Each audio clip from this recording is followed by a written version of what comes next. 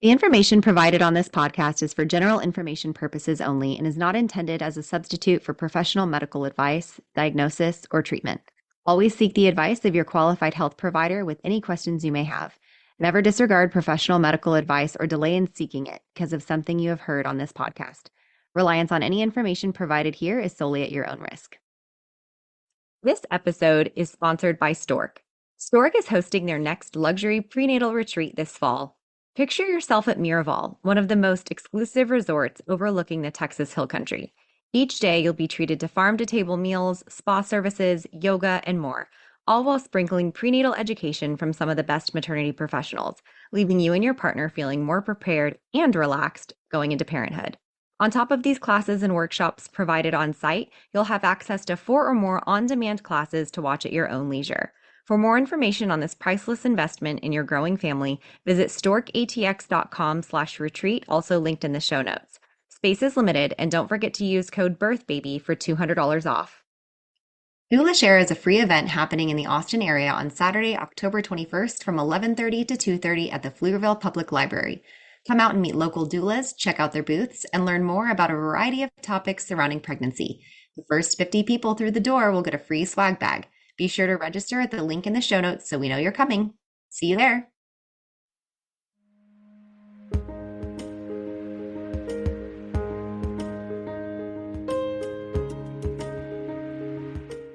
Welcome. This is Birth, baby. Your hosts are Sierra Morgan and Samantha Kelly. Sierra is a birth doula, hypnobirthing educator, and pediatric sleep consultant. Samantha is a birth doula, childbirth educator, and lactation counselor.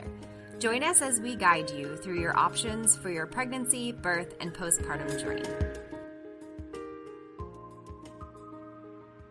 Today we're talking to Danielle about the birth of her daughter and her surrogacy journey. Danielle is mother to her daughter and 3 stepsons, as well as an entrepreneur. She and her husband have a handyman and carpet cleaning business, and she recently started her own guidance business, providing card readings, life guidance sessions, and Reiki energy healing treatments. She's passionate about healing, growth, self-improvement, and helping herself and others reclaim their power. The next certification she's working on is her doula certification. She looks forward to providing a unique doula service incorporating Reiki, energy healing, card reading, and intuitive guidance into her practice. Danielle's dedicated to helping women reclaim their power to give birth naturally and without unnecessary interventions. She believes it's her mission in life to spread healing and light to as many people as she can and help us all remember that the answers we're searching for are already within us. So we are so excited about her telling us about her journey, and I just so happened to get to be her doula on her second journey. So I'm so excited to have Danielle with us today. Thank you for being here. Yes, thank you so much for having me. I told her before this started, you guys, that I just think that she is such an incredibly special person. And I knew that from the moment I talked to her on the phone the first time. And so I'm pretty excited that we have come full circle here to have her on the podcast. So if you want to kind of just get started by telling us about your first journey into getting pregnant and like how your first pregnancy was. Yeah, I was pretty young. I knew from a young age that I wanted to be a mom. It was really my only desire in life until I had that fulfilled. And then at that point, I kind of was able to focus on other desires. But so I was very young. I was only 22 when I had my daughter. But it was intentional. Me and my husband had gotten married in 2017, and we started trying to have a baby pretty shortly after that. And before that, I didn't expect myself to look at birth in the way that I do and the way that I did with that pregnancy, but I found myself really drawn towards a more natural approach to giving birth. But I did still have an OB with that pregnancy and delivered in a hospital, all of those kind of things. And that was kind of what led me to surrogacy and wanting to do it even more naturally with midwives, a doula, and in a birth center. So pretty interesting, but that's kind of how it started. It kind of makes me laugh because Matt's not here to not defend himself, but like to talk. He doesn't need to defend himself. Yeah. I think he's pretty great. But her husband, his 3 sons had been born very differently. So having a wife that now decided she wanted to do things all natural was a little bit different in his eyes. He's like, we need all the interventions. She's like, actually, we're not getting any interventions. So, what did you do the first time around to prepare for birth and kind of what were your goals? Yeah, I mean, when I met Matt and when we decided to have a baby, he literally told me, we'll be scheduling a C-section. And I was like, oh, no, we will not. So I drug him along to, different birth classes. We took a birth class that was just kind of a introductory birth class, but they did have a section on natural labor and birth. So we did that to kind of prepare. I really wanted to do the doula. I wanted to do hypnobirthing, but I kind of shifted to the mindset of like, well, we're going to welcome a baby into the world. So maybe those funds should go more towards her. If I could do it over, I probably would have invested more in those things. But that's kind of where it led me, to the birth class and doing things like that. And that was luckily enough to give me some knowledge around birth and inspire me to do it without an epidural, I should say. That's the most natural that it was. I was still induced. So we did still have intervention, but without an epidural. So Yeah, and so how was it emotionally kind of going through the pregnancy process the first time? And what was your labor and birth like, going into it? I know that you didn't want to be induced, so I'm sure that that was a little bit hard emotionally, but kind of what was your labor and birth like with that kind of start? yeah, you kind of showed me this birth around what being stressed out will do to your body and how it will prevent you from going into labor. But I was very stressed. I had taken off of work at 37 weeks, being a first time mom, thinking, oh, she'll come between now and 40 weeks. And we hit 40 weeks, and I was nearing the end of any maternity leave that I had. I was a nanny at the time. So, it's hard you don't have traditional maternity leave. And so I was starting to get pretty stressed because I had, I think, only 4 weeks left at that point of time off. So I started to get pretty stressed about not wanting to be induced. And I didn't have the amazing Sierra to talk me out of that at that time. So I just continued in that energy of being really stressed out and not wanting to be induced. And then I found myself on August 5th, 2018, in the hospital getting induced. And I remember I walked in and the nurse said to me, she was like, are you ready? And I was like, she's like, do you want to do this or something like that? And I was like, not really. And she's like, well, you can leave. Like nobody's forcing you, Wow, that's unique. Yeah, she did. She was like, you're welcome to leave if you don't want to, if you don't want to do this, and nobody's forcing you. And I just told her, I was like, well, I only have 3 weeks at that point. I had 3 weeks left of time off. So I just didn't really have another choice. I'm sure I had lost my mucus plug. So I'm sure my body would have gone into labor within a few days. But I was so stressed out that I think my body just couldn't do it. So it was very emotional. I had my whole family in the room with me when she was born. So I luckily had a lot of support, but I was very sad about where we were at and that I was having to be induced. But I was still super motivated to do it without the epidural. I really wanted to do that. And I did achieve that goal. So I was proud of myself for that, but it was super emotional getting to that point and having to be induced, or I guess choosing to be induced. I really feel like, first of all, so many people will ask us, like, when do you think I should take off? Like, when I'm like, when you're having a baby, because Yeah. otherwise it's one of two things. Either you're going to sit around twiddling your thumbs and going, when am I going to labor? Am I going to labor? Oh, I just felt something. Maybe I'm going into labor. So some people, I'm like, don't do it because you're going to sit around and do that. Other people, if they have a super stressful job where they're really high intensity, sometimes that can help those type of people be able to go into labor spontaneously because they kind of need that decompression from all of the stress at work. But I err on the side of work until you go into labor because otherwise I feel like you don't have that distraction of things going on Yeah. around you to keep you busy. And then then you just felt like your time was dwindling away and you weren't going to get Yeah. that time at home with her, and that's like a Yeah. sad feeling. You're like, man, all this time wasted. Yeah, it was 4 weeks, 4 weeks just wasted waiting for her to come. So it was 4 weeks that I could have had on the other end of it with her. So definitely lesson learned there. And it is really tough. Somebody that's never had Pitocin before wouldn't know how hard it is to have a Pitocin-induced birth and still go unmedicated. It happens, but the majority of our families that get induced with Pitocin do not end up. And it's not because, and we have a whole, we have episodes on this, but it's not because Pitocin is like this evil thing. It's just because you don't have that natural oxytocin going through your body, and that goes into your brain and gets in through the blood-brain barrier and causes all those feel-good hormones. Whereas the Pitocin is the same molecule, like this, it mimics the molecule, but it's too big to pass through the blood-brain barrier. And so it doesn't do all the feel-good stuff. So your body's still having those quote unquote contractions, but you're not getting the endorphins and the positive things that your brain's creating. So it does feel worse. The pain perception is worse than if you were to go into labor spontaneously. So you did it. You had all of your family in Yeah. your room. I have to say that your husband, at one point, when he mentioned that even your uncle was in the room Yeah. when you had your Yeah. first. And I love that your husband was not intimidated by that at all. Like, he was Yeah. so glad your dad was there. He was glad that your uncle was there. And I think you said your uncle came in just to say hi and was like, this was too cool. I couldn't leave. Yeah, he did. Yeah. He actually came by to just like stop in and like check in and say hi. And then he said himself, he was like almost even partially under a blanket, like looking out, trying not to see the whole thing, but he'd That's never so seen somebody cute. give birth before. And so he did end up staying for the whole thing. But yeah, it was my dad, my uncle, my mom, my two sisters, my stepmom, and my husband. So there was, I think, 8 of us, including me, So 9. So cool. yeah, it was a lot of people, a whole audience. Which is unique. Sometimes when you have that many people in the room, it's a bad thing. But you were just so loved and supported, and there was no judgment in there. And you were just surrounded by like this powerhouse team of a bunch of men, which is really incredible, that were just Yeah. so had your back. They were just ride or die.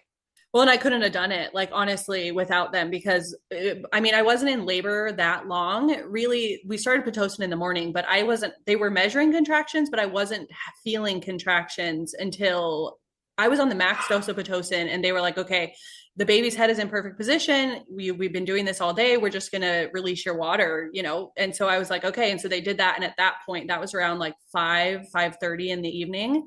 And I had her at 9:21 p.m. But that was when things really picked up, was when they broke my water and that started. And so it was great to have everybody because my dad and my husband could really switch off between helping me with, just different pressure and things like that. So if I mean, Matt would have been exhausted if it had just been him. Yeah. When I, not to fast forward too much, but when we were in one of our birthing classes together, I remember you telling me that they were all there. And I looked at Matt and was like, how did you feel having like her dad there? And he goes, oh man, I'm so glad he was there. I needed his big old mitts.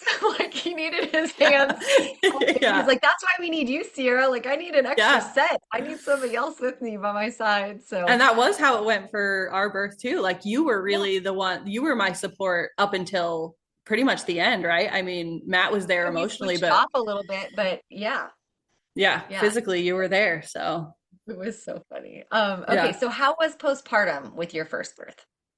I was very anxious. I had a lot of really intense postpartum anxiety. I mean, now having given birth in a birth center, obviously the birth center birth wasn't my baby, but I still got to witness the difference in protocol between a birth center and a hospital. So when I gave birth to Emerson, my daughter, she was taken from me almost immediately. They put her on my chest for, I mean, I have a few pictures, so just a few minutes. And then they took her away. They kept saying, oh, she's going to pee on you. And my sister was so funny. She's like, she doesn't care if the baby pees on Yeah, her. who Like, cares? give her back, And I remember them taking her, and the warming thing was just a little ways away. But I remember them taking her, and I looked over at her and I was just so anxious.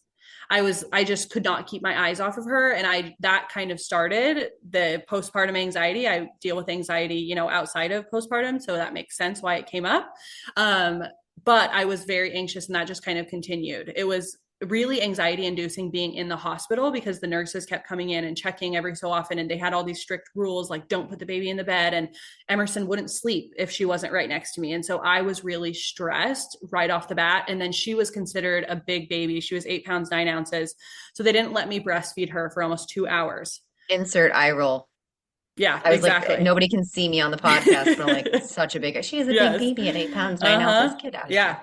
And so they wouldn't let me breastfeed her. They kept doing these heel pricks, which we then had a really difficult time latching. I had to use a nipple shield for 4 months. So just all these things, now being on the other side of a birth center birth and knowing what I know now, just really set us up for failure. And luckily we still she was healthy and everything was okay, but it caused a lot more difficulty than what needed to be. And so it also caused a lot of stress and anxiety in me.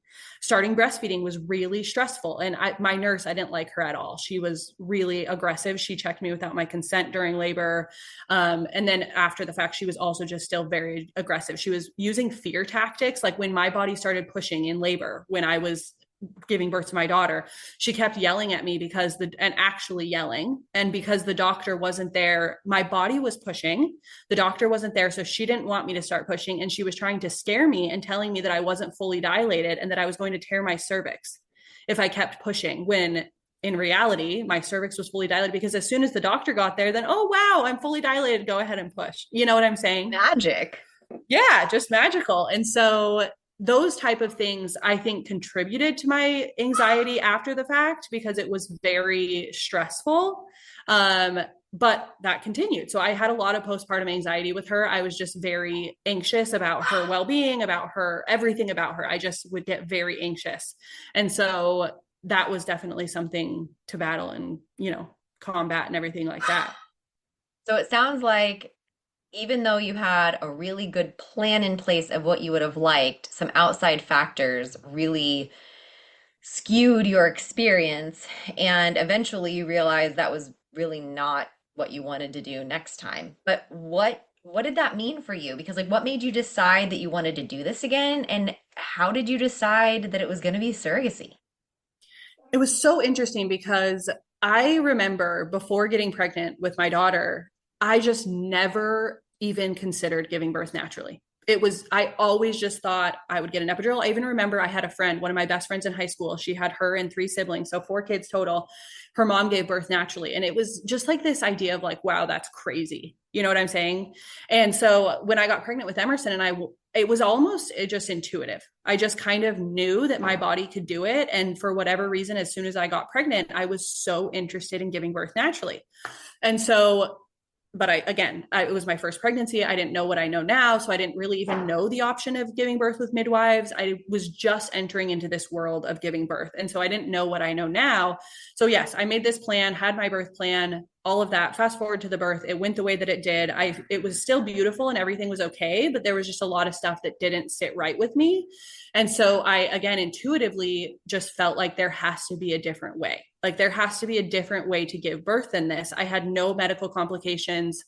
I feel like there has to be a different way. So just doing more research into that and learning about giving birth in a birth center, giving birth with midwives, having a doula for that support, all those things felt so much more aligned with what I wanted, but I didn't want any more kids. And so it was this difficult thing between wanting to experience pregnancy, because I had a beautiful pregnancy with my daughter. I was so connected and I loved being pregnant. And everybody would comment like, oh, you're glowing, those type of things, where my body did really well in pregnancy and I loved it. And so I really wanted to experience that again. And then I also had this desire to experience labor fully naturally. Because like you talked about earlier, being on Pitocin, you don't have natural waves. It's just one big wave. Like it never stops. You never have breaks.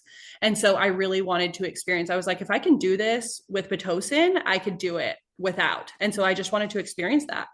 I've got to say, that was your experience with Pitocin, but that's really not how it should be. It shouldn't be that you don't get breaks. Like even with, I was at a Pitocin birth the other, see, you don't know what you don't know though. You don't know if that was your experience. And actually, I felt the same way when they gave me Pitocin with my daughter. I felt like they were on top of each other, literally nothing between my waves. And that was driving me absolutely crazy. And that's what made me kind of tap out. And I was like, I'm getting the epidural. But as far as Pitocin goes, you should get those breaks, but your body was just doing things so quickly. And, once they released your water, it was just like, wham, bam, thank you, ma'am. We're going to bust through all these numbers now. Yeah. You felt like that. And so, but that's also probably part of that pain perception, and that you weren't getting that oxytocin through your blood-brain barrier. Yeah, exactly. So. And I remember a point in my labor, I think they had me at the max dose, I think, but I remember a point where they had turned it down, and I very noticeably noticed the difference. The waves still didn't stop. They were still pretty consistent, but the intensity came down a lot when they turned it down. Yeah. So yeah, good to know. So you knew you wanted to do it again, but you didn't want another baby.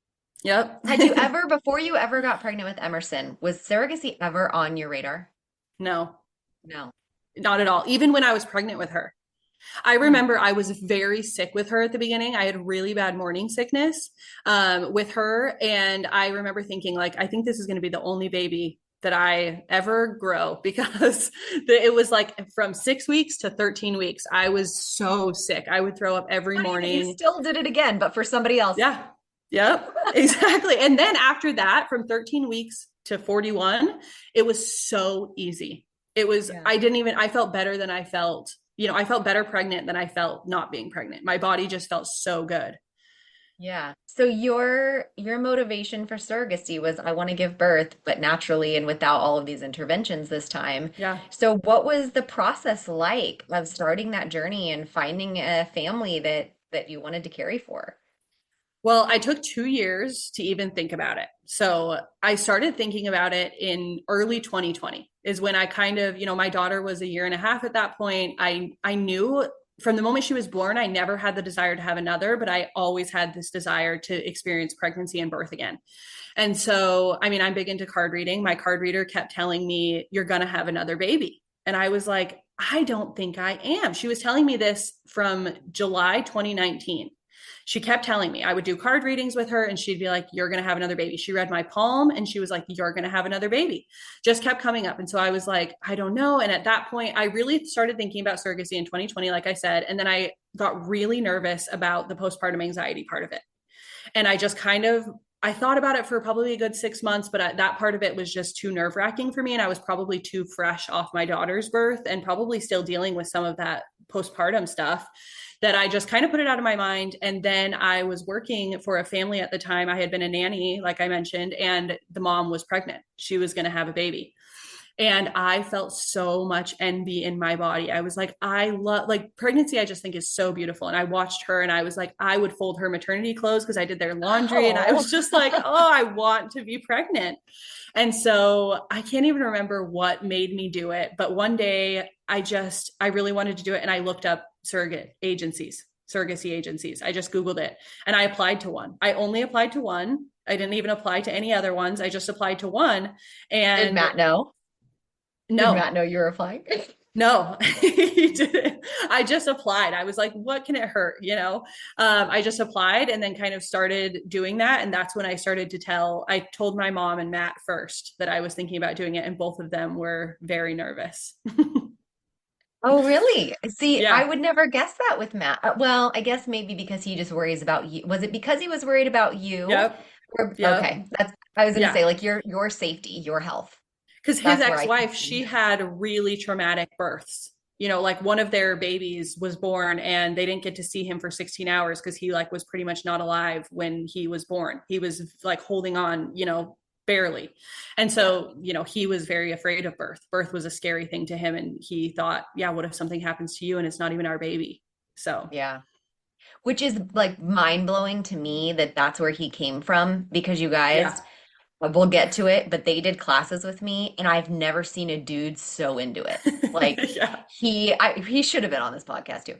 Maybe I'll have to Yeah. have him on. Yeah. But he was like, we were talking about the placenta. He's like, isn't that cool that your body makes an organ and then it just like when it's done with it, it just gets rid of it and it just makes a new one when it needs another one, Sierra. I'm like, I know. Like he was Yeah. totally nerding out with me about He about was. everything He and like was. skin to skin and he's like, yeah, you have to do skin to skin. And I was like, do you want to teach this class? So Yeah. he came so far, He so did. far. Okay, so that one agency, did they take you? Yeah, they did. Yep. I applied to them. It was like the end of February. What year are we in? 2023. It was like the end of February 2022 that I applied with them. And then I had to go through extensive screening, especially mental health screening. Both Matt and I had to go through really extensive screenings, especially mental health, like I said, just to make sure that everything was good. And then by April, I was cleared and started receiving families to match with. Wow. And like knowing that they do all of that with the mental health part is really cool. I'm really glad they do that because giving someone a baby, even though it wasn't biologically yours, is still a very difficult thing for anyone, just you're intuitively. Yeah.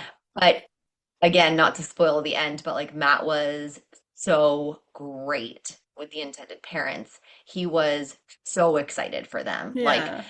I mean, his ability to be disconnected and connected all at the same time is just really unique. And both of Yeah. y'all, like your ability to truly be happy for them Yeah. and not be sad at the same time. Yeah.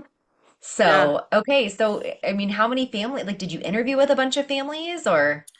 So I received the first, so basically how it works is they send you, I created for myself, and then the intended parents also create like a little pamphlet about you, essentially. It has like some pictures of you. It has for my end why I was doing surrogacy, for their end why they needed a surrogate, all these different things. And I had been sent the first family, but they lived in China. I had kept all of my preferences super open.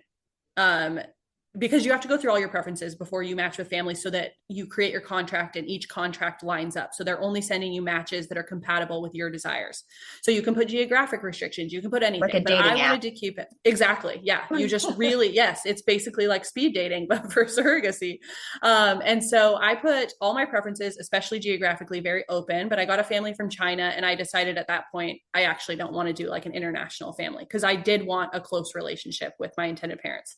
So I received them and they were the sweetest couple. If they hadn't lived in China, I really would have wanted to meet with them because they wrote like this paragraph even to their surrogate that was really sweet.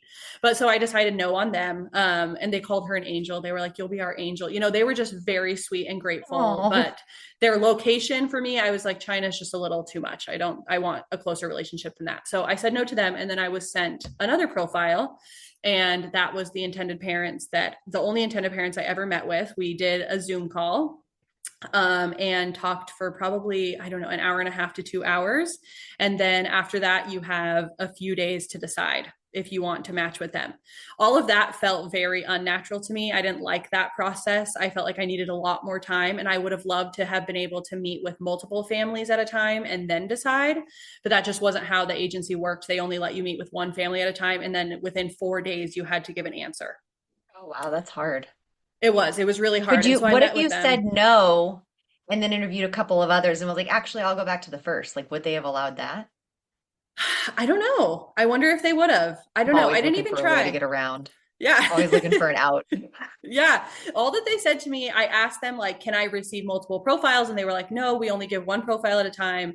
I did push the day limit. I was like, I'm not ready to decide yet. So I just told them, which really, when you give a little pushback, they will typically work with you. So I did on the amount of days because I was like, I can't decide this in 4 days. Like, this is way too big of a decision. After 2 days, though, the intended parents that I had met with had given Circle, which that's who I worked with Circle Surrogacy. They had given Circle their answer that they wanted to work with me as their surrogate. And so I was like, okay, so I received that email after 2 days after our call. And I think I took 5 days to respond. And at that point, their story just really called to me. I just felt for them. And I was like, these people, they wanted a baby so desperately that that's kind of where my motivation was, is that I wanted to be the person that gave them their baby. And so after 5 days, I had sent Circle an email and said that I would go ahead and move forward with them. Swiped right, and so did you. Yep. Exactly. Um, so what was the process like then with like the transfer and anything else that you want us to kind of know about that first process? Because you're not even pregnant yet, but you're like, yeah, I'll have your Yeah. baby. That was my least favorite part. I mean, it was all very challenging, the whole surrogacy experience. It was, I don't know if anybody's familiar with Glennon Doyle, but she uses a term called brutiful, which is brutal and beautiful. And that was the perfect way to describe it. But the first part was just pretty brutal. It was not fun. It was really hard. That was when all the contracts came in and we had to do all the paperwork. And then the IVF process started. I had to go out to New York, and this all happens very last minute, which is the hard part. Again, I was a nanny, so I'm the only care that they have for their children. And they didn't know that I was doing surrogacy because I didn't want to conflict the two. My goal was to quit my job and start my business through surrogacy. So I couldn't really mix the two worlds, and those two worlds just didn't fit because I had to do a lot of last minute stuff. So I had to go to New York last minute. I went and did my medical screening. Everything was good. I got cleared. That's when IVF started, but my intended parents actually got COVID. And so they had to sign the contracts before we could start medication. They had COVID and they had to have a notary. So we were in, my cycle started. Oh my God, what a mess. Yeah, it was really a mess. My cycle started at the end of July 2022, and that's when we were supposed to start everything so that we were ready for transfer. But my intended parents had COVID. So they put me on birth control to try to control my cycle, which I hate.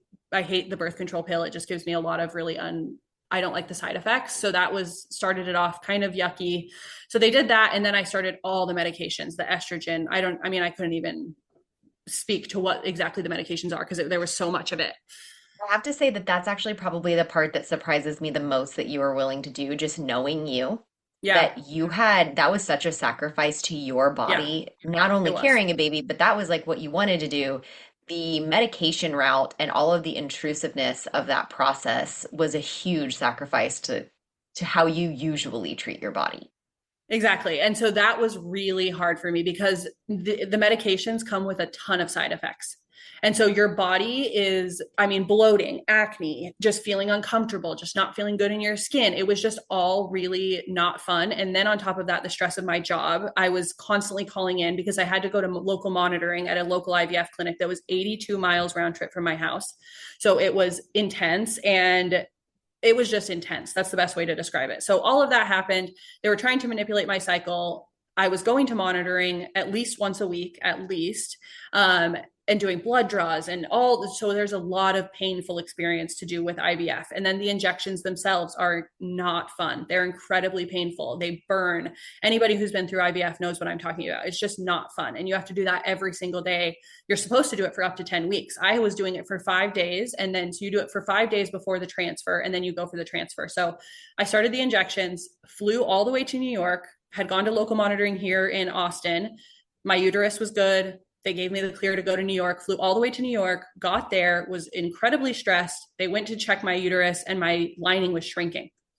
And so the doctor told me, like, we can't do a transfer. So I had just called into work literally last minute because it's all based on when you're ovulating and what your body is doing. So it's last minute booking these flights. So I had called into work. Gosh. Yeah. And my boss was not happy. They were very upset with me at this point because I was doing the monitoring and all of it. So called in, we couldn't do the transfer. So I was very upset. I was pretty devastated at that point. But the doctor at the IVF clinic in New York that I was using, she said we were going to try a natural cycle. She was like, your body's not responding to the medication. It's not doing what it's supposed to do. So kind of like you said, Sierra, it was very against what I normally do with my body. And so my body responded as such. And so I went back to Texas and I was kind of devastated. And we decided long story short, we decided to do a transfer the next month. It was really tricky because my sister was getting married in June. And so we were trying to time this transfer around that so that I could be at my sister's wedding. So we decided, okay, it's better to do it in September than I would have been due early June. So I just decided, all right, I'll do that. We decided to move forward with the transfer in September, and it was more stressful because I had to go to more monitoring because they weren't controlling my cycle now. It was all based on my natural ovulation. So I literally had to go to monitoring every other day, I think, for 2 weeks to make sure they knew exactly when I ovulated. Because as soon as I was ovulating, I had to start taking a progesterone vaginal tablet. And then at that point, 5 days after I started that, I went out to New York again and we did the transfer. We were going to try for the transfer again. So we followed all of that. I did actually end up going out to New York. They checked my uterus. Everything was good. And we were able to do a transfer then. And it was a successful transfer because I ended up getting pregnant. So it was very stressful at that beginning part, but it all worked out the way that it was supposed to. But yeah, that was my least favorite part of the journey for sure. Yeah, that's a lot. And that sister's wedding thing comes in at the end there. So Yes, it does. okay. So how was pregnancy once you had a successful transfer? It was so different than what I thought it was. I loved watching my body change with my daughter. I was stressed seeing my body change with this pregnancy. As I said, one of the side effects of the medication I was taking the first transfer was bloating. So I looked pregnant like the day that I did the transfer because my belly was so bloated. And then I was still taking the progesterone vaginal tablets because when I ovulated, my body needed to think I was already pregnant. So that's why I started taking progesterone at that point because I wasn't doing the transfer for 5 days after ovulation. So I was very bloated to start off, and that was hard for me. So a lot of body image stuff came up at the beginning, and that was pretty hard. And then I was just very tired.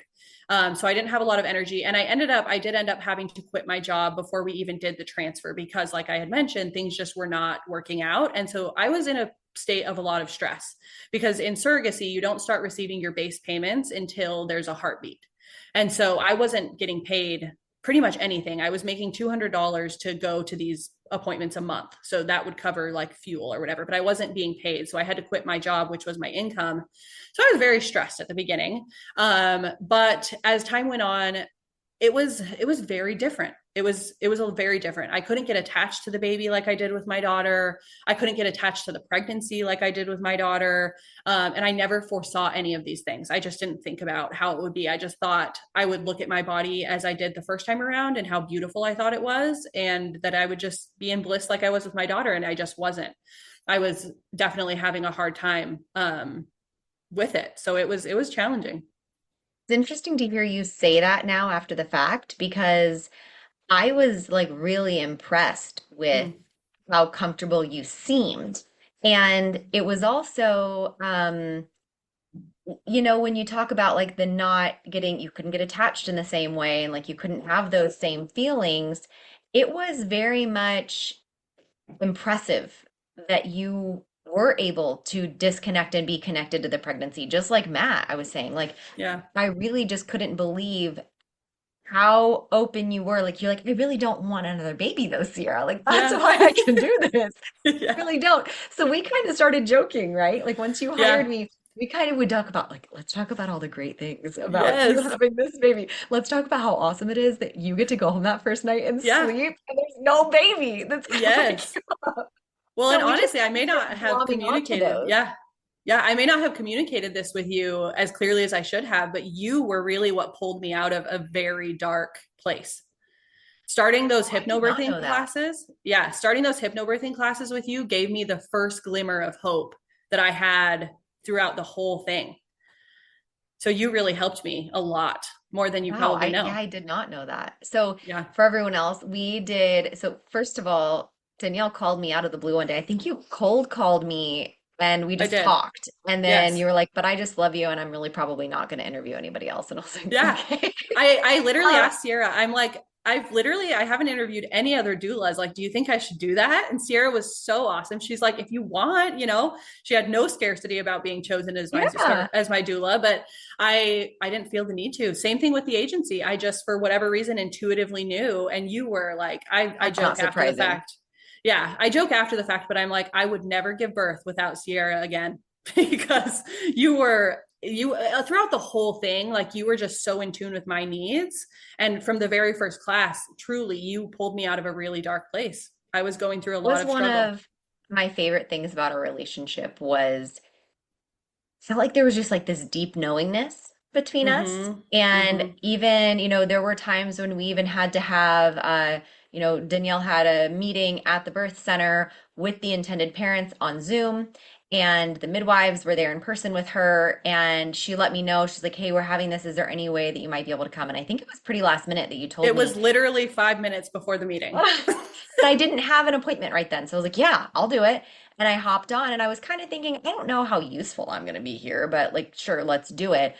And within 5 minutes, I knew there was a reason you had asked me to be there. And everyone was kind and respectful and like wanting to do things in a good way, but unintentionally, they were kind of dismissing you a little bit Mm-hmm. in certain things. And I'd be like, hold on a second. Can we talk about how that might affect Danielle if Yeah. XYZ? And it was actually the intended parents trying to give Danielle space and be respectful. And they thought they were just assuming that was what she would want. And I was like, hold on, that's not going to be good for her oxytocin flow afterward. Danielle wants to see you loving on your baby. She doesn't want you to walk away right away. That's going to be harmful to her, even though you think it Yeah. might be helpful. And afterward, you text me, you're like, oh my gosh, thank you so much, Oh, and we didn't even know that's what was going to happen. yeah, it was crazy because like it was exactly that where like you were on Zoom too, but like you were attentive to me and like you were watching me. I don't know what you were doing, but you knew at every moment in that meeting that I felt any sort of anxiety, you were like, "Wait, Danielle, how do you feel about that?" You Those know? are the only times I talked. Yes. And it was so, yeah, that is to sum up you and I's relationship throughout this, that was it from the literal moment that I first spoke to you. And then we didn't meet in person. We had a few phone calls, but then the first time that we met in person, it was like a lifeline for me in the surrogacy.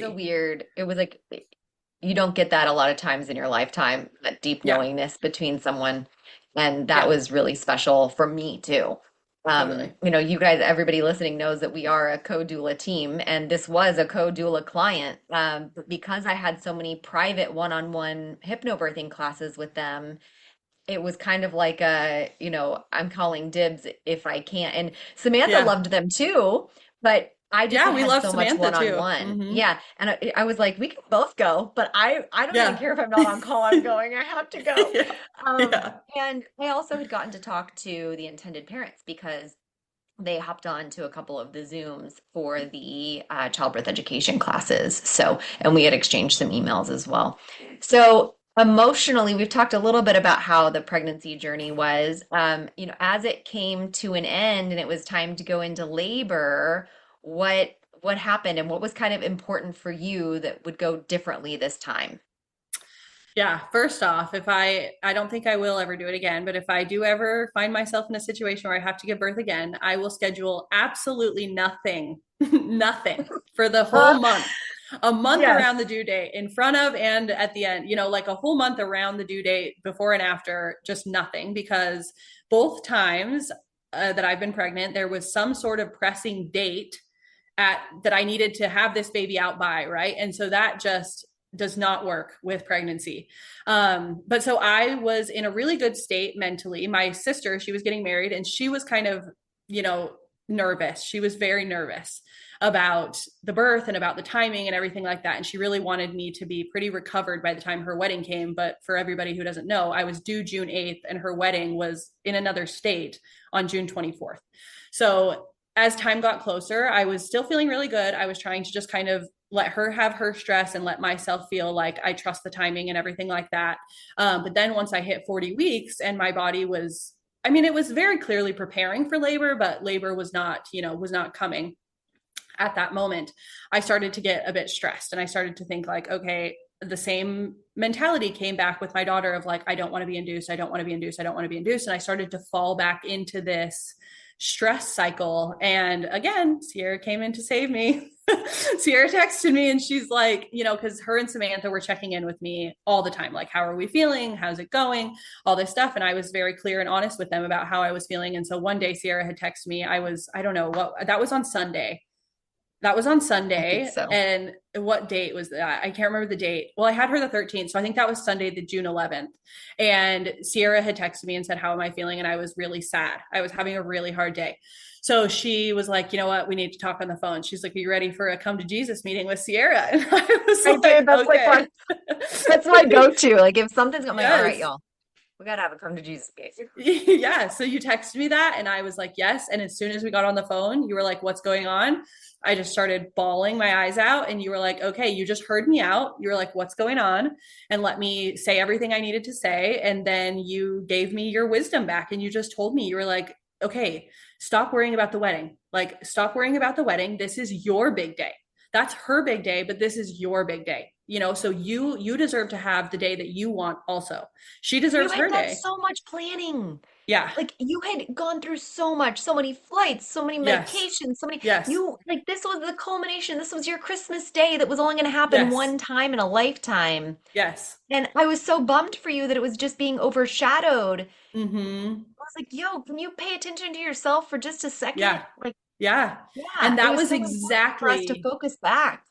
And that was exactly what I needed to hear in that moment, because I was completely outside of like what I needed. And I was so worried about my sister and how she was feeling. And I really wanted her to be happy and I wanted to be at the wedding. And at the same time, I didn't want to be induced and all this stuff. And so you just basically told me, okay, we're going to put the wedding out of our mind, because you know what, worst case scenario, you're going to be in that plane on it with a diaper. Like that's worst case, you know? We did. Like, I did say that. Yeah, that's what you told me. You're like, worst case, you will be in a diaper on the plane. But that's worst case, because I had 2 weeks, you know, still from that point. I still had a decent amount of time until the wedding. And the baby was going to come at some point. So you were like, just put that out. It's going to happen.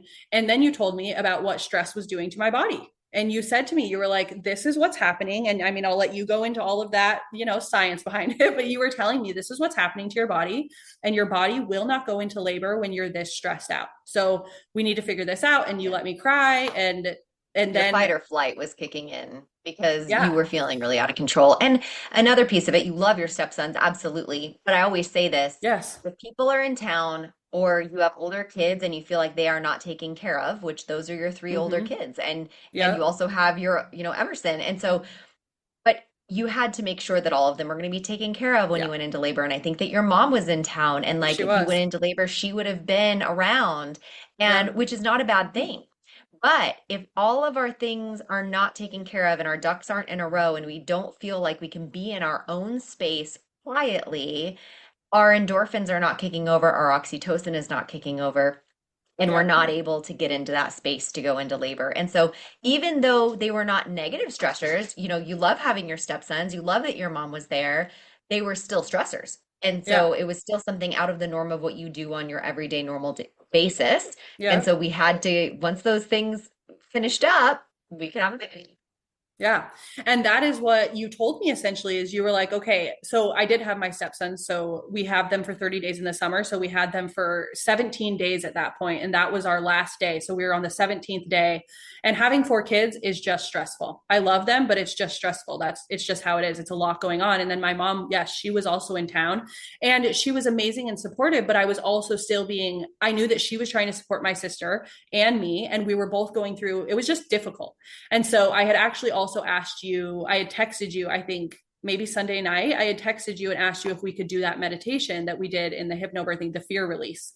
And so, and I had texted you, I think it was either Sunday night or Monday morning, but I had also texted you and said, my mom is leaving town on Monday. So I think that's why I had said, let's do it after I drop her off at the airport. And you had texted me and you said, I will be willing to bet that you will go into labor. Yeah, I think you said today, because my stepsons had left on Sunday. My mom left Monday. We did the fear release like midday. My bet was that night, once the sun Yeah. went down that night.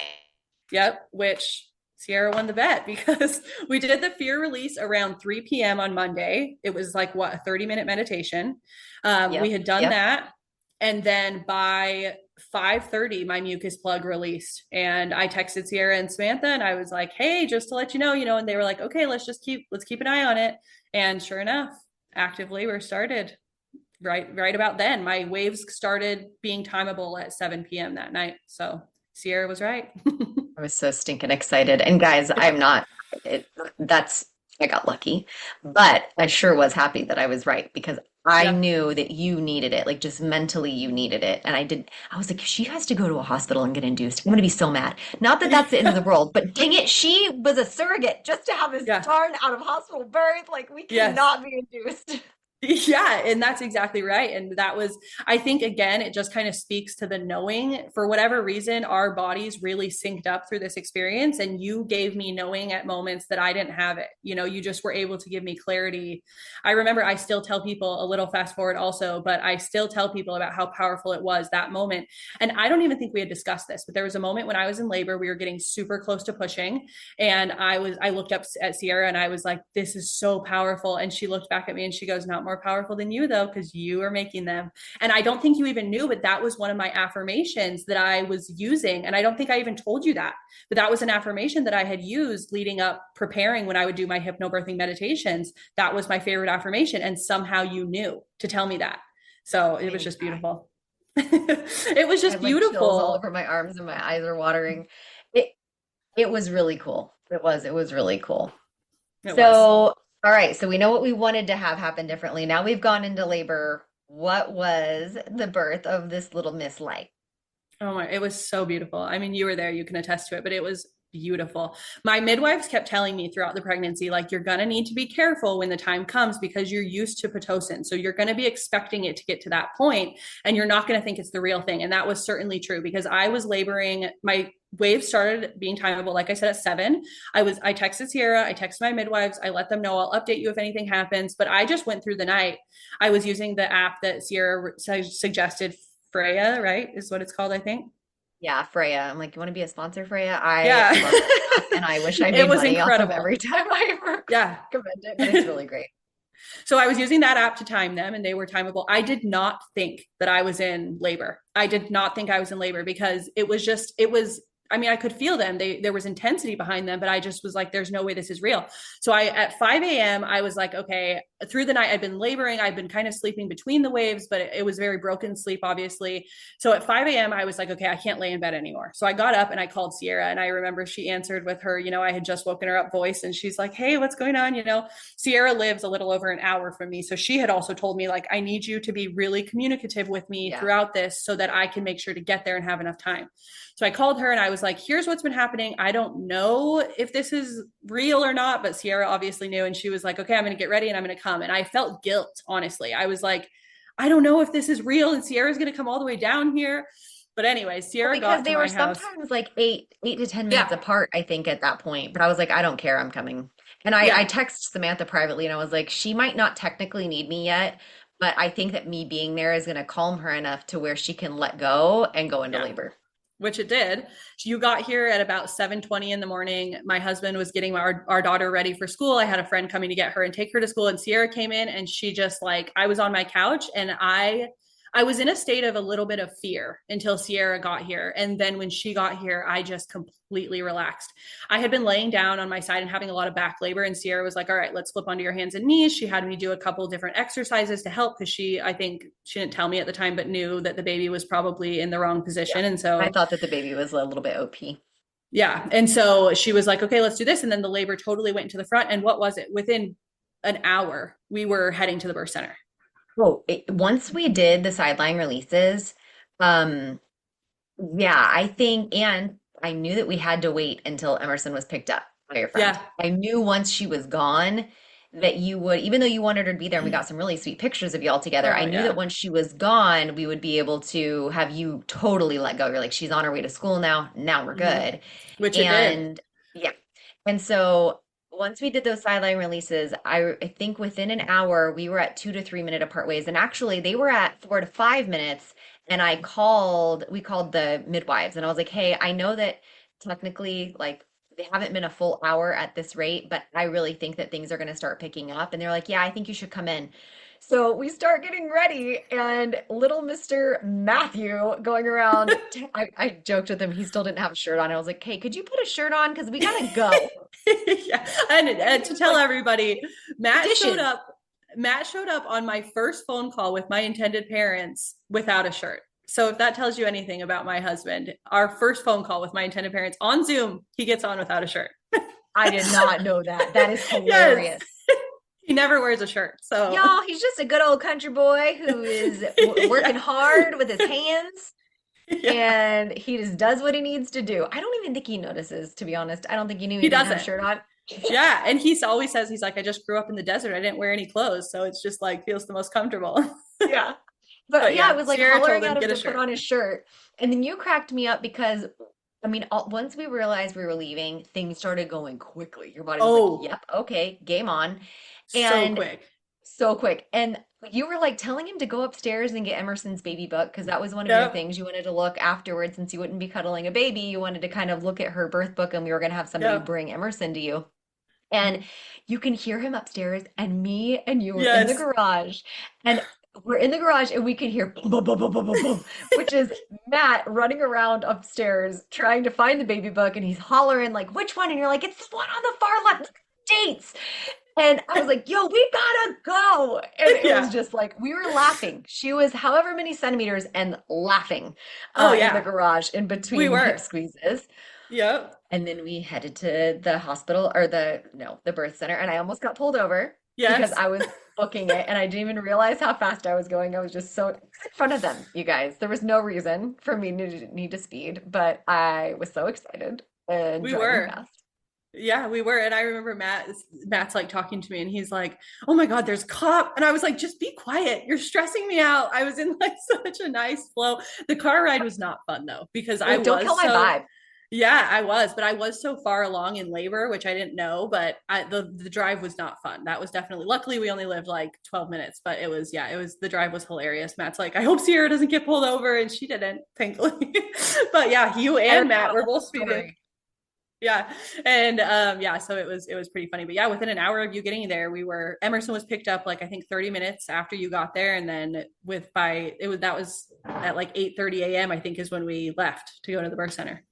Yeah, and then we let the intended parents know that we were heading there because Yep. they had gotten there a couple of weeks before and they got an Airbnb to make sure that they would be there when she was born. Yep. And I think they showed up about 45 minutes to an hour after we got to the birth center. Yep.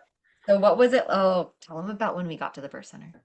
Oh my gosh. Okay. I had the most incredible team at Luminary Birth Center. It's down here in San Marcos. They were amazing. There's two midwives, two lead midwives, and then there's another midwife, and they each have their assistants. So throughout the pregnancy, you're circling through all of these providers so that whoever's on call at the birth is you're familiar.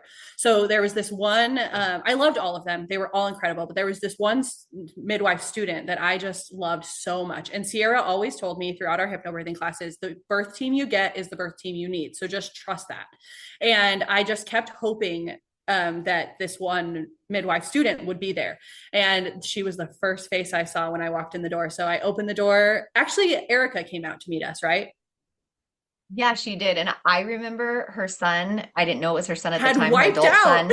He wiped out, y'all. He was on one of those like unicycle things or Yes, something. in the parking And lot. it like a tall unicycle thing. I couldn't even believe it. And he like had, I think he had a helmet on, thank God. He's going and he wiped Wiped out out. hard. Like Yeah. even in the middle of labor, you're looking over like, are you okay? Yeah. And Yeah. she goes, oh, that's just my offspring. Yeah. And we walked in. Yes, we And there followed was, Erica in. yeah. And there was the student that I just love so much. I just started sobbing. I just hugged her. I was so happy to see her. I mean, the energy of Luminary in general, they were so loving and so welcoming. But as soon as I saw her and I knew she was going to be there, I just started sobbing. And it was so funny because Sierra, like she had mentioned earlier, kept joking, like, we're both going to be there. Like, if we can both be there, we both want to witness this birth. And the midwife team was the same way. And it ended up that the whole entire midwife team was there. So both lead midwives and their students all got to witness the birth. And everybody was jealous of whoever was going to get to be there. So they all just ended up being there. But yeah, when she was there, I just started bawling. I just totally released and was so happy to see her. And then I we cried got there and too. yeah, we all were just crying. It was so special. It was, yeah. So it was beautiful. All right, and we got in the tub fairly quickly because they checked you on Yeah. like that really beautiful long like Chase chaise thing. lounge. Yeah. Uh-huh. Yeah. And I think you did you not I want to didn't know, want to right? be, yeah, You didn't I want didn't to want to know know. because that was when I got checked with my daughter without consent, against my will. That's when I had requested the epidural. And so I knew this time around, I didn't want to know what my cervix was at all because it would mess with me mentally. But turns out I was at an 8, which, yeah. And I think I told you after the baby was born, I was You like, you did. were an 8. Like I was so Yes. excited to tell her Yes. how far along she was already. Well, and I think that they had like signaled to you like behind my back, right? Like to tell you where I was at. Oh, I went and I was like whispering, like, all right, what is she? Okay. Like I Yeah, wanted yeah, to yeah. know. Yeah. Yeah. Which I was But fine with that's how that. and we knew you could get in the tub because we knew we were far Yep. enough along that it was probably not going to slow things down. So you labored in the tub Yep. for a while. And it was really funny because they brought in 2 chairs Yeah. and I asked them where the popcorn was because Yeah. quietly, I didn't let you hear me. But I Yes. said, where's the popcorn? Because they were the intended parents' chairs, but it looked like it was like there was going to be a play and they were going to sit and Yeah. watch the play. And they And did. but they did. It was great. Um, Yeah. so you were in the tub for a long time and started pushing in the tub. Mm-hmm. Yeah, yeah. Tell us Yeah, I was about in the pushing. tub for most of it. Yeah, it was very different than the experience with my daughter. Like I had mentioned earlier, I knew I was needing to push with my daughter. It was like that sphincter push where like your body is just doing it. This time around, there was the pressure was there. My waters still hadn't released. So I think that that had to do with it because there was pressure, but like my body wasn't doing the pushing on its own. I was having to really push hard. And everybody, I mean, I remember at one point they kept checking me, they kept checking the baby's heart rate.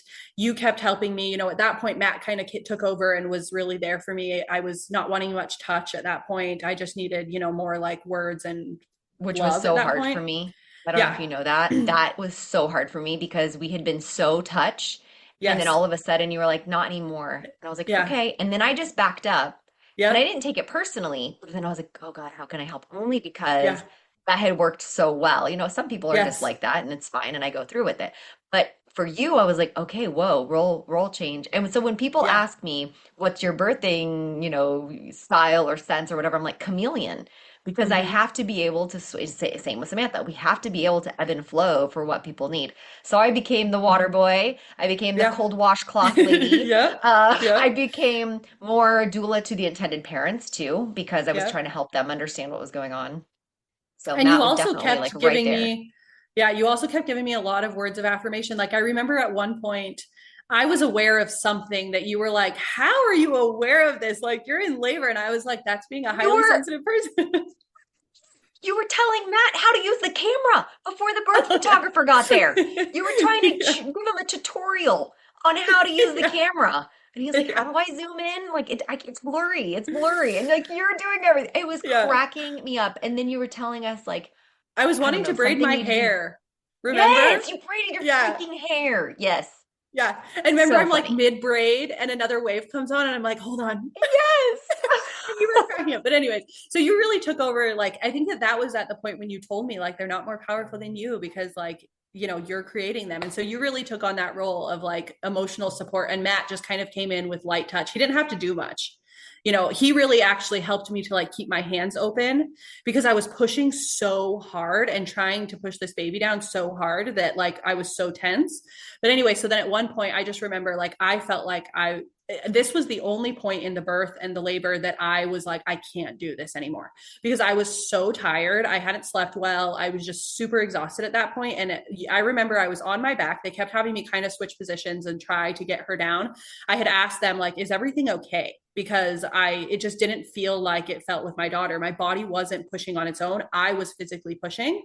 And my midwife was like, let's make sure your cervix is all the way out of the way. It was, and it just still was difficult. So I remember I had my eyes closed. I was in a more position on my back. And I remember opening my eyes and you were there and you were like, are you ready for this to be done? And I was like, yes, I am ready for this to be done.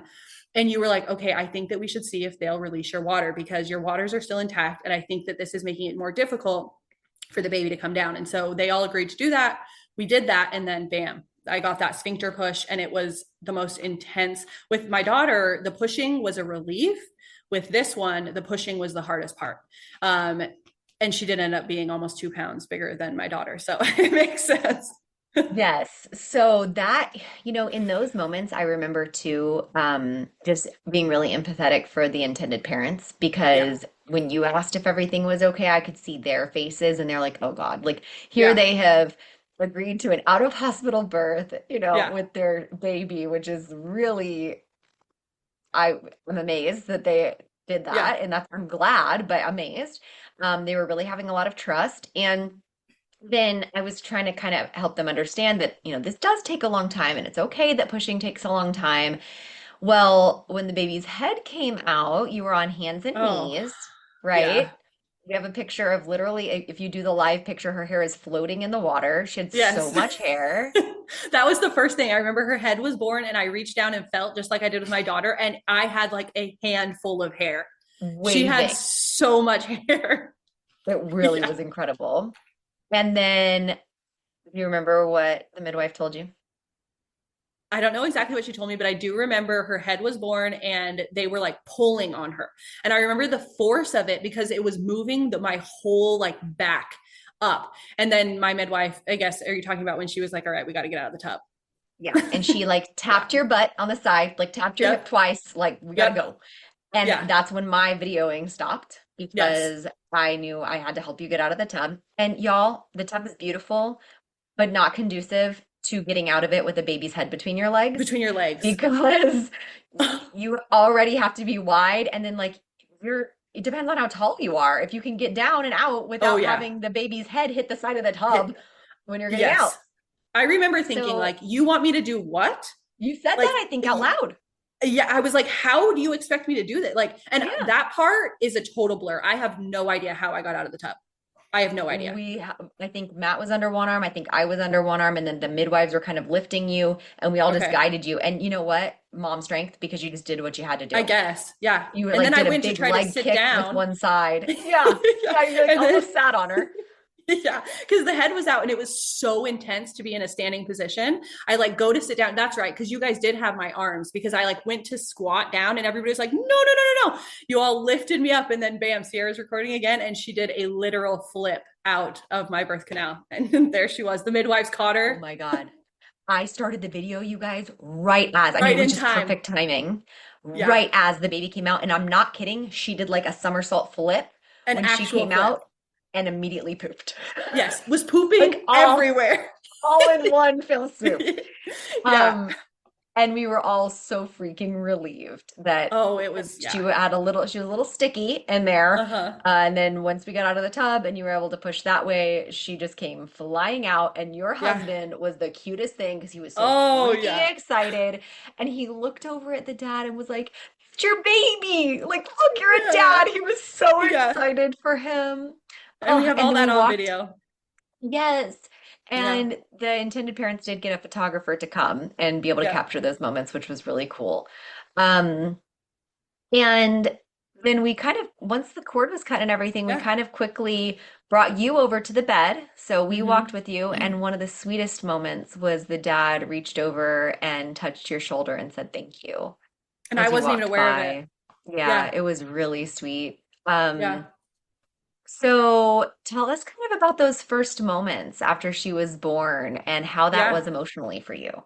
Yeah, so she came out, and it was such a relief. I was so glad because I was so ready for it to be done. And I remember looking down, and we have a photo of this, which is the most beautiful photo ever. I'm going to get it framed. But I looked down and I touched the baby, and the intended parents were behind me. And then from there, I remember saying like, "Oh my gosh, this hurts." You know, like my vagina just like hurt. Like it was just like, it hurt.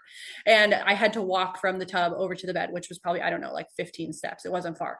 And so all the midwives were like, I know, we'll help you. And they just kind of like gathered around me and walked me over to the bed. But I felt no attachment, no anxiety, no fear. Sierra and I had made a plan for that moment. I have a baby blanket that I still have. So I brought that. I had brought Emerson's baby photos, her birth photos.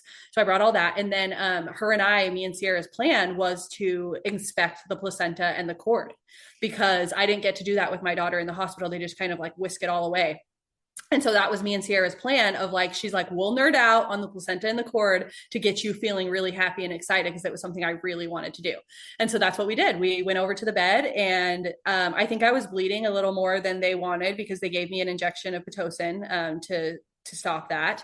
And then I was just on the bed and they were doing their work. I asked my midwife, I was like, did I tear? And she's like, well, based on that ending, I would say probably. And so she got a flashlight and she somehow miraculously, I didn't tear at all. And we all cheered. Yes, we did. We all cheered and she was like, that's amazing. And we told Matt to call the person that was My picking mom. up Emerson Oh, also to yes. pick her up and bring her back to us so that you could cuddle with your baby. And I was born like 12 minutes before my daughter got out of school, which Sierra and Yes, it I was nerded out perfect. over that. Yeah. Sierra Yes, and I nerded out over that because she was like, look what your body did. Your body labored all the way through the night and you gave birth within minutes of her being out of school and knowing that she perfect was going to timing. be here. Yeah. And so, yes, she called them. And then I remember the first thing I was like, I want to call my mom. Yeah. And so everybody got my phone for me and like I called my mom and talked with her. And then the intended parents brought the baby over pretty immediately. They were still working on me. I don't think I'd even birthed the placenta. And they brought the baby over for me to see her and they let me hold her and everything like that. Cause I had told them, I was like, me and Sierra in that meeting had told them, I was like, I just don't want to be seen as a threat. And for me, I think that it's going to help me find like the closure in this to witness that moment.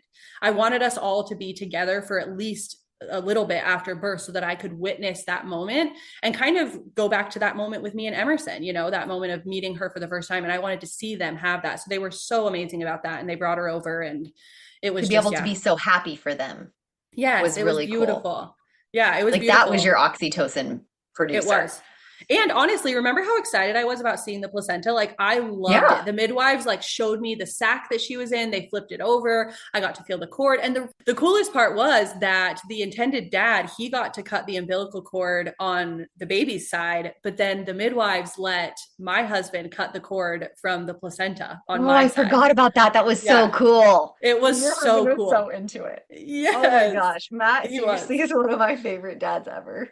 He is. He's just so supportive. Everybody was amazed with him. They were like, "Wow, You know what else was really cool about him? I've just got to say, what?" like from an intimacy partner view, the first time I met him was when he walked in and we were doing our in-person hypnobirthing classes.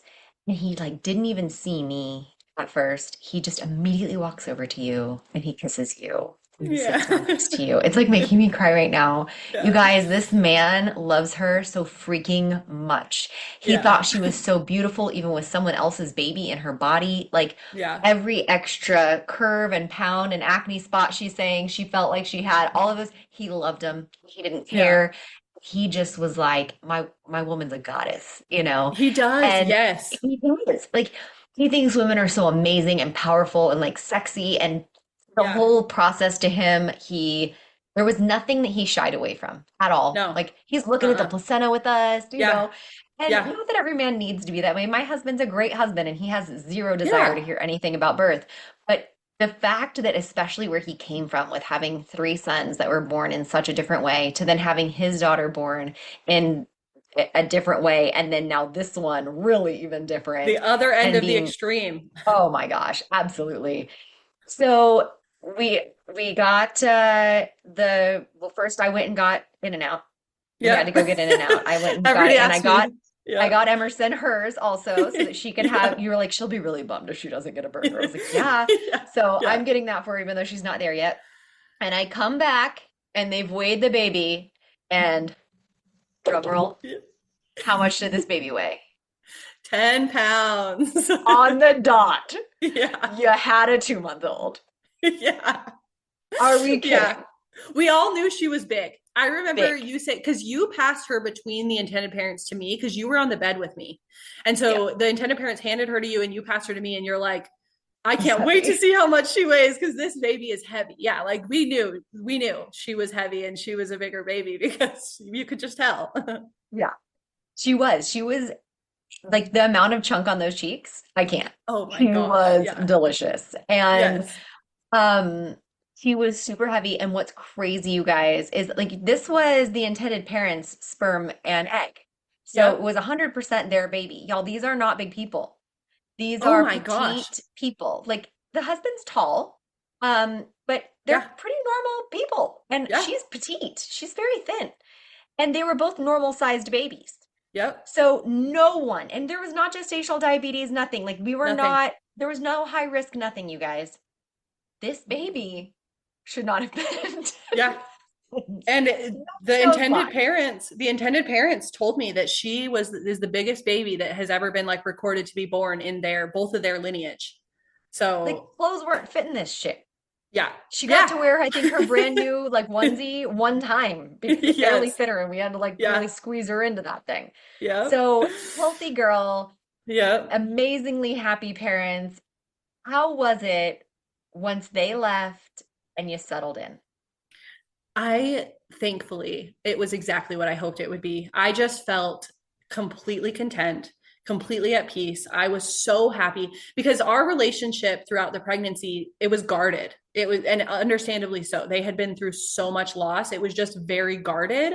And this was the first moment that like I saw them, like really saw them. And they were so happy and they were on cloud nine, as most parents are when their baby is born, that first moment. It was so beautiful. And I felt so happy. And I honestly felt, me and Sierra joked in this moment, I felt so happy that I didn't have a baby. Oh my Like, God. So happy. You were like, I get to take a yeah, nap. yes, Like, hey, Emerson, you're going to go home with daddy and I'm going to take a yep, nap. Like, and I yep, don't have anybody to take care of. yes, Another really cool, you're right. The personality of the intended parents came out so much more after she was born and she was safe. so much more. Yeah. And the first glimpse of that was when they showed up. The intended mother had a shirt on that said Mama Llama. And it made Yes. me so happy to see her having like a I'm a mama shirt and like she was Yeah. finally embracing it because I think that they did. They just kept themselves a little bit Hmm. disconnected because there was fear and Yeah. understandably so. Um, so I'm really glad that that was able to happen. Like we didn't know how open they would be to anything really, Yeah. based because we just couldn't really get to know them very well. Yeah. So what has it been like? Like, tell them, do you mind Yeah. telling a little bit about your journey of milk production? No, I'm a total open book. Yeah. So they were here. She was born on the 13th, and because she was 10 pounds, they weren't sure how long they'd stay, but because she was 10 pounds, the doctor was like, she's good to go. So they had taken her to a pediatrician, and the pediatrician had okayed them to go back with their original date, which was the 18th. So that would have been 2 weeks after or 10 days after the due date. So they did end up going back on the 18th. So we only had about like 5 days. I did get to see them every day after that, which was super nice for me because they were picking up milk. I did agree to pump for them because I wanted to pump just for my own well-being. It helped me recover really well with my daughter. So I agreed to pump for them. We did all that. I saw them every day. And then the day before they were going back to New York, they had come to get some milk and they hadn't brought the baby. And so I had texted them and asked, like, can I just come say goodbye to her? Because that was the first time that I felt any sadness after the birth. And so they hadn't brought the baby. And I knew that would be the last time that I saw her. And I don't know if I'll ever see these people again. They live far away from me. I have no reason to go to the state they live in, and they have no reason to go to the state that I live in. So I don't know if I'll ever see them again. And so I felt sad. So I texted them and they were so sweet. And they were like, of course. And they let me come over and hold her and say goodbye to her. And since then, it's really been just this slow but steady disconnect. And I've been totally okay with it. We don't really talk much. They send me photos. We talk just like, hey, sent the milk and hey, received the milk. And just at like updates, like at the 1 month point, they sent me some photos of her. And at the 2 month point, they sent me some photos of her, which I super appreciate. But it feels almost surreal. It honestly feels almost surreal. It feels like kind of like a dream almost, like it didn't really even happen because my life hasn't changed at all after. Obviously my body Except has you're had a to heal. milky mama. Yeah.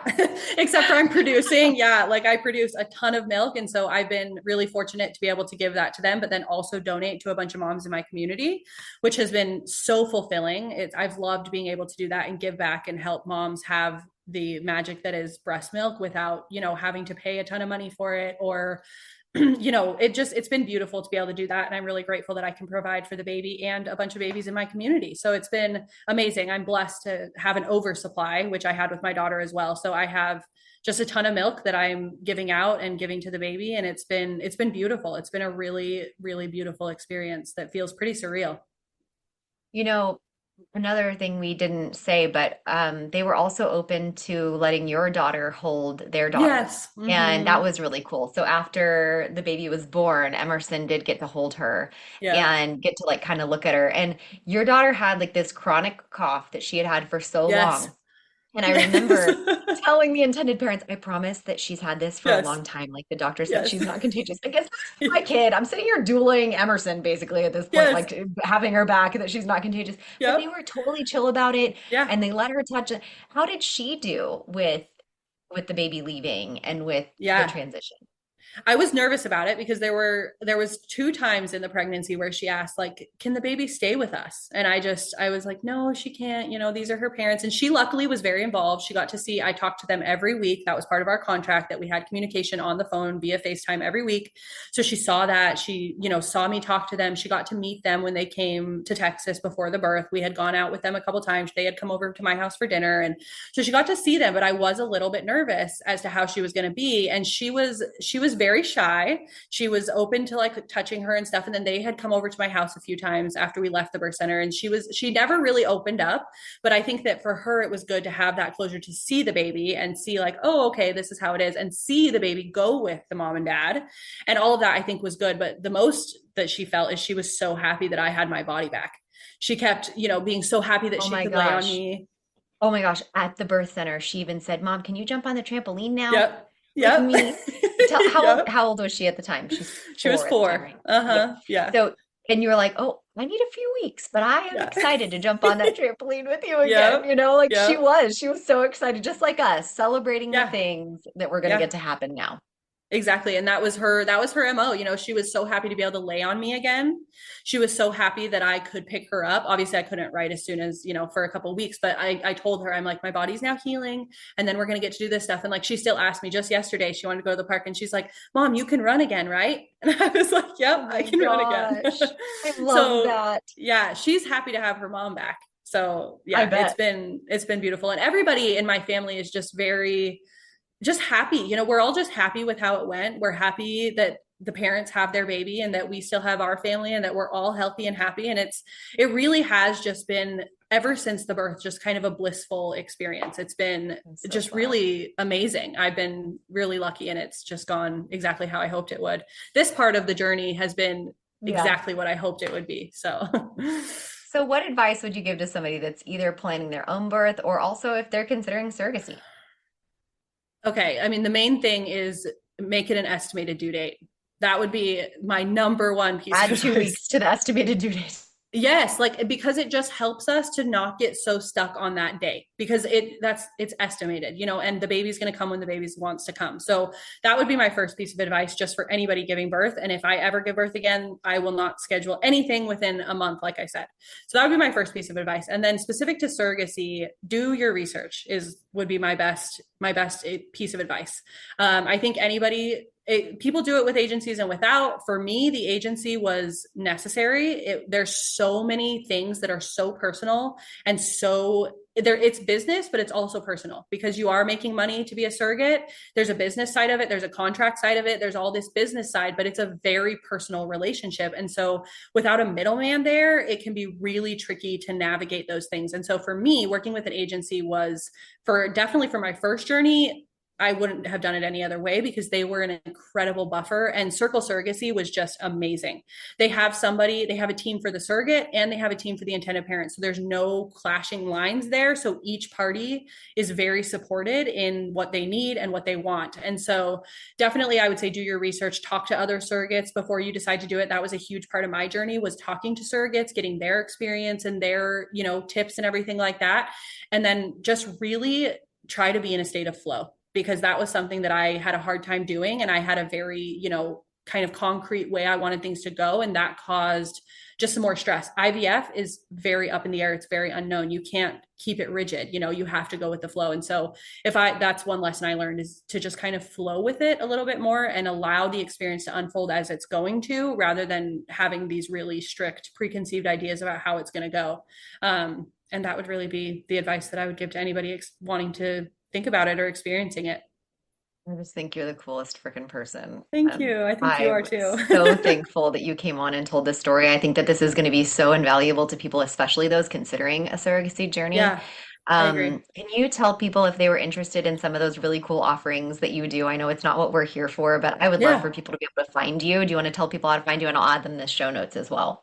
Yeah, so my business, it's called the Magic, the Moon and Me Guidance. My website is magicmoonandme.com.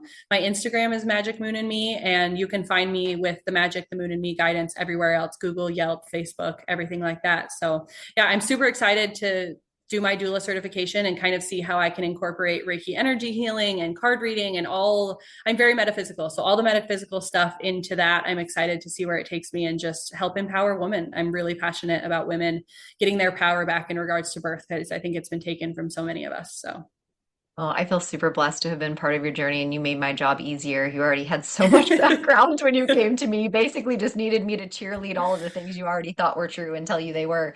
yeah. But thank you for being here, Danielle, and I just Yeah. adore y'all. Thank you so much. It was such an honor to be here. So I'm so grateful. Thank you. Thank you for joining us on Birth, baby. Thanks again to Longing for Orpheus for our music. You can look him up on Spotify. Remember to leave a review, share, and follow wherever you get your podcasts. See you next week.